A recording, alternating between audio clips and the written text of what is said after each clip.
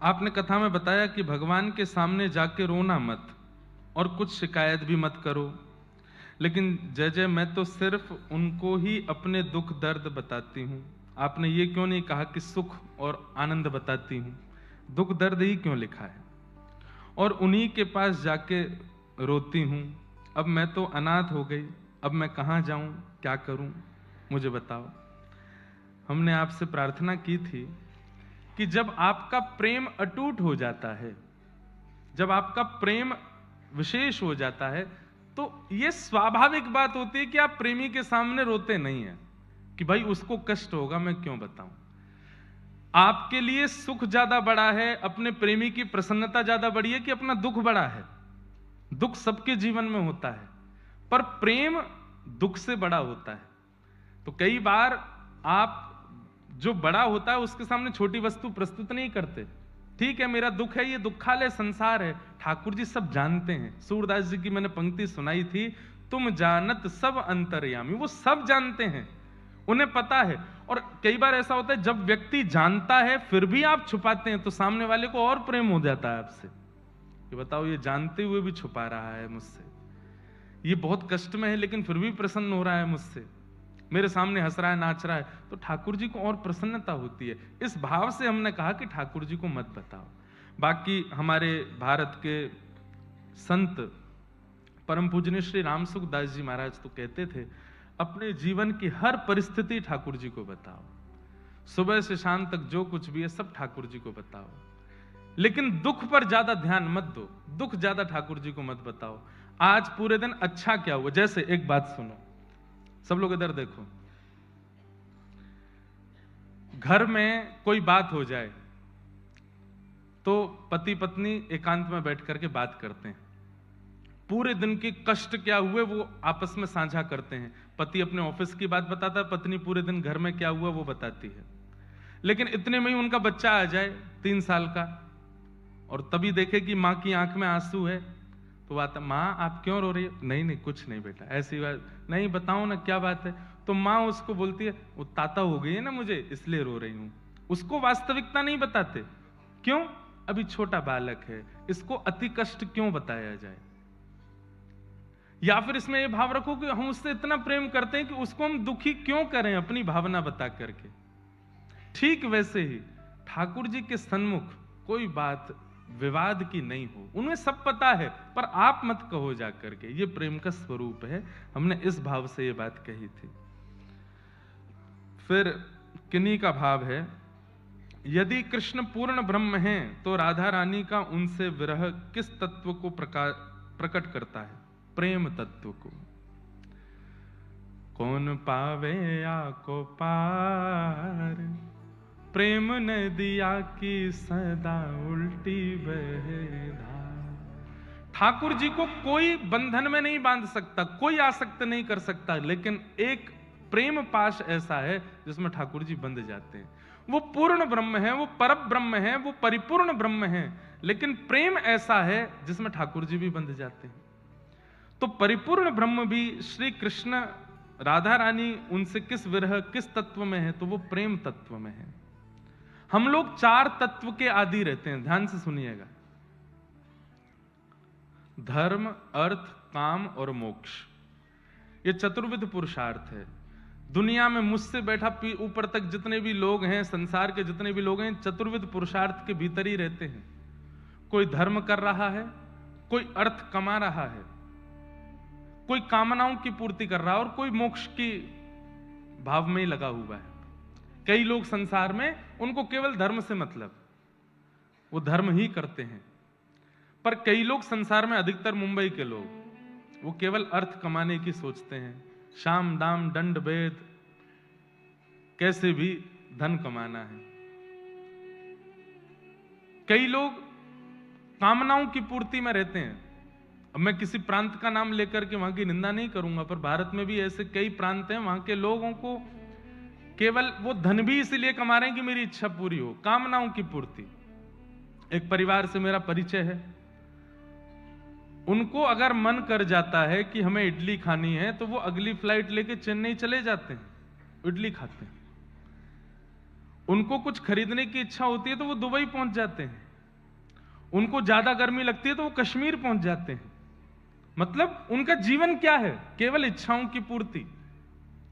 तो कई लोग धर्म में लगे रहते हैं, कई लोग अर्थ प्राप्ति के लिए दौड़ते हैं, कई लोग इच्छा पूर्ति में लगे रहते हैं, और कई लोग संसार के मोक्ष की कामना में रहते हैं कि मैं ऐसा कर्म करूं कि मुझे मुक्ति प्राप्त हो। पर यहां बैठे हम लोग, पता नहीं मुझे रेशियो कितना है, पर अधिकतर लोग जो यहां बैठे हैं और कथा सुन रहे हैं, वृंदावन से प्रेम करते हैं। ना उन्हें धर्म की चिंता है, ना उन्हें अर्थ की चिंता है, ना उनकी कोई कामना है, ना उन्हें मोक्ष चाहिए। वो केवल प्रेम में रहते हैं। प्रिया प्रियतम का प्रेम, निकुंज विलास, और केवल श्यामा श्याम के दर्शन की इच्छा ही उनका सर्वधन है। तो जो पंचम पुरुषार्थ प्रेम के उपासी हो जाते हैं, उनके लिए परिपूर्ण परब्रह्म भगवान भी श्री कृष्ण नन्हे से लाला हो जाते हैं, बाल सखा हो जाते हैं, प्रेम लीला करने लगते हैं। इसलिए तत्व वो परब्रह्म है, लेकिन सामने देखने वाला अगर प्रेमी है तो परब्रह्म अपने परब्रह्म तत्व को छोड़ के प्रेमी कृष्ण बन जाते हैं। समझ में आई बात?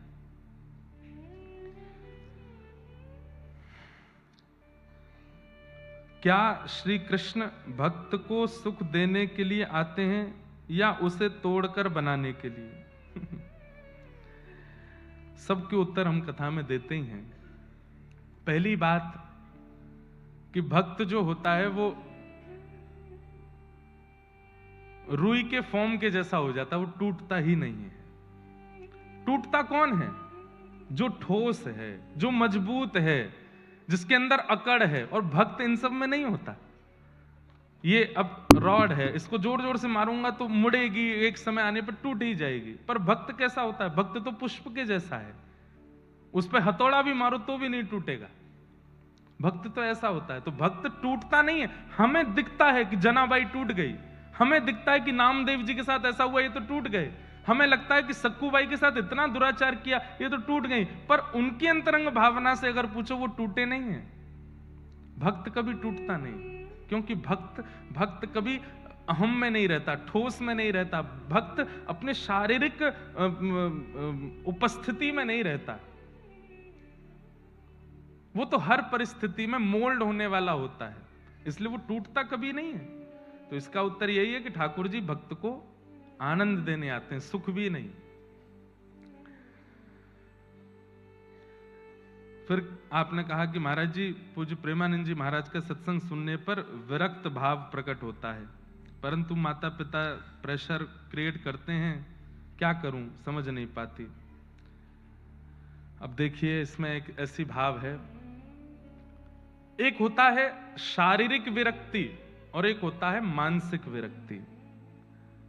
हम आप सब लोगों को चाहिए कि शारीरिक विरक्ति बहुत बाद का विषय रखें, पहले मानसिक विरक्ति हो जाए। मानसिक विरक्त व्यक्ति प्लेन में भी घूमेगा, बिजनेस क्लास में भी बैठेगा, होटल्स में भी जाएगा, सबके बीच भी रहेगा, लेकिन फिर भी सबसे विरक्त रहेगा। वो मानसिक विरक्ति होनी बहुत जरूरी है। शारीरिक विरक्ति हो गई और मानसिक विरक्ति नहीं हुई तो आप अपने जीवन को बर्बाद कर देंगे। मानसिक विरक्ति नहीं हुई, शरीर से विरक्त हो गए। अब सामने कुछ ऐसी वस्तु आ गई, देख करके मन ललचाने लगा, तो फिर शरीर से विरक्ति होने के बाद तो फिर दुविधा है। इसलिए मानसिक विरक्ति पर ध्यान दो। महाराज जी का प्रवचन सुन के, कथाएं सुन करके मन से विरक्त होने का प्रयास करो, मन ना विचलित हो।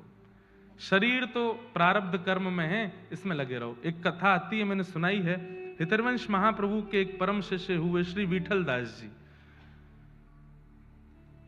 सब छोड़ करके परिवार सहित वृंदावन आ गए। एक दिन जूनागढ़ के राजा ने उनको प्रधानमंत्री नियुक्त कर दिया और वो थे वृंदावन में। तो पत्र में लिख करके भेजा कि हम विठल दास जी को अपने प्रधानमंत्री रूप में स्वीकार करना चाहते हैं। सब लोग इधर देखो, ध्यान से सुनो। एक बात बोलें, यहां बैठे हुए लोग ऊपर आप लोग कितने आनंद से बैठ के सुन लेते हैं। हमें कल पता चला इसके नीचे एक अंडरग्राउंड डोर है, वहां और लोग बैठे हैं जो बेचारे यहां आ भी नहीं पाते। इस वातावरण को वो उनके लिए तो टीवी पे देखने के जैसा ही हो गया, वो ऐसे ही देखते हैं। नीचे बैठे हैं, हम आज जाएंगे उनसे मिलने भी, नीचे वालों से। तो जो यहां बैठे हैं उन लोगों से हमारी प्रार्थना कि बहुत, ये समझ लीजिए कि ये बहुत प्रेम से आपको प्राप्त है, तो इस स्थिति को गवाओ नहीं, बैठ करके प्रेम से सुनो कथा। तो श्री विठल दास जी को प्रधानमंत्री नियुक्त करने के लिए पत्र लिखा। हितवंश महाप्रभु यमुना जी के तट पर बैठे थे, कुछ संत बैठे थे, विठल दास जी वहीं कुछ सेवा कर रहे थे, तभी पत्र आया। महाप्रभु जी बोले किसके नाम का पत्र है? बोले विठल दास जी के नाम से आया। तो बोले विठल दास पढ़ो। बोले गुरुदेव आपके सामने मैं पत्र पढ़ूं, आप ही पढ़िए ना, क्या है। तो महाप्रभु जी ने जब पढ़ा तो प्रसन्न हुआ, अरे वाह वाह वाह, हमारे विठल दास जी को प्रधानमंत्री घोषित किया गया है, वहां के राजा ने इनको अपने प्रधानमंत्री के रूप में बुलाया है। सुन करके विठल दास जी रोने लगे, वृंदावन कैसे छोड़ के जाऊं मैं, हे नाथ मैं वृंदावन कैसे त्यागूंगा। तब हितवंश महाप्रभु ने कहा, देखो हमारा शरीर जो है ना, ये प्रारब्ध शून्य करने के लिए संसार में हम आते हैं। बहुत ध्यान से सुनिएगा, हमें मिलने वाला सुख और हमें मिलने वाला दुख, ये सब हमारे प्रारब्ध से हैं। अगर हमने दोनों में से कुछ भी भोगने में कटौती करी तो उतना शेष रह जाएगा, उसको भोगने के लिए फिर जन्म लेना पड़ेगा। इसलिए आपके बिना प्रयास करने पर भी अगर अनायासी सामने से उपस्थित और व्यवस्थित सुख यदि आ रहा है तो उसको भोग लेना चाहिए। भक्त का कई बार ऐसा स्वरूप हो जाता है कि वो व्यवस्थित और उपस्थित, मतलब आप समझ रहे हैं ना, व्यवस्थित उपस्थित का मतलब है कि सामान्य सुख एक होता है कि एक्स्ट्रा ऑर्डिनरी सुख। एक्स्ट्रा ऑर्डिनरी सुख क्या होता है? जो है नहीं फिर भी क्रिएट किया गया। पानी से भी गला ठंडा हो सकता है लेकिन जबरदस्ती कुछ और पी रहे हैं, ये उपस्थित सुख नहीं है। दूध से भी काम चल सकता है, लस्सी से भी बढ़िया हो सकता है, लेकिन अनर्गल वस्तुओं को सेवन करके अपने चित्त को व्यथित कर रहे हैं, ये उपस्थित सुख नहीं है। जो काम पानी से हो सकता है वो पीले पानी को पी करके क्यों करना? तो उपस्थित सुख सबको भोग लेना चाहिए, क्योंकि वो प्रारब्ध से प्राप्त है और उसको भोगेंगे तो वो कटेगा और उससे हमारा जीवन का जो प्रारब्ध है वो नष्ट होगा। तो महाप्रभु जी ने विठल दास जी को समझाया कि तुमको वृंदावन की प्राप्ति हुई, ये तुम्हारी भक्ति का प्रभाव। अब तुमको प्रधानमंत्री पदवी की प्राप्ति हो रही है तो इसको ठुकराओ नहीं, ये तुम्हारा प्रारब्ध है, भोग लो। और जब तन मन प्राण बिल्कुल व्याकुल हो जाएंगे वृंदावन के लिए, नहीं रह पाओगे वहां पे, छोड़ के आ जाना, लेकिन तब तक के लिए चले जाओ। तब विठल दास जी गए और जाकर के उन्होंने प्रधानमंत्री पदवी को स्वीकार किया। बहुत सुंदर चरित्र है विठल दास जी का। तो ठीक उसी प्रकार अपने जीवन में आने वाले सुख दुख प्रारब्धों को भोग लेना चाहिए। दुख भी आवे तो उससे भागो नहीं, हाँ प्रयास करो कि वो दुख घटे, पर जितना जीवन में आ रहा है उससे विचलित मत हो, उसको भोग लीजिए। अब यहां प्रसंग आता है श्री माधव दास जी का। उनको अतिसार का रोग हो गया, पेट में रोग हो गया, तो ठाकुर जी उनकी सेवा करने के लिए आए। तो माधव दास जी ने हाथ पकड़ के कहा, आप मेरी सेवा करने आ गए, मुझे ठीक कर दो। तब भगवान बोले, ठीक कर दूंगा, तो ये जो तुम्हारे प्रारब्ध का बचा हुआ दुख है 4-5 दिन का, और इसको भोगने के लिए तुम्हें फिर से जन्म लेना पड़ेगा, इसलिए इसको भोग लो। कई बार बंधुओं ऐसा होता है, बहुत ध्यान से सुनिएगा, कि जब आप भक्ति मार्ग में अग्रसर होते हैं, अचानक से बहुत सारे कष्ट आने लगते हैं, एक के बाद एक, एक के बाद एक, एक के बाद एक। कभी मौसी कष्ट दे रही हैं, कभी बुआ कष्ट दे रही हैं, कभी पत्नी कष्ट दे रही है, कभी पति कष्ट दे रहा है, कभी व्यापार कष्ट दे रहा है, कभी शरीर कष्ट दे रहा है। अचानक से कष्टों की श्रृंखला बढ़ जाती है। उसका मतलब क्या है?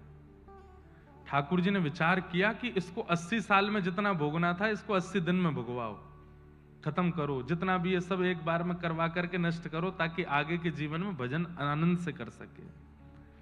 इसलिए उसको स्वीकार कर लीजिए।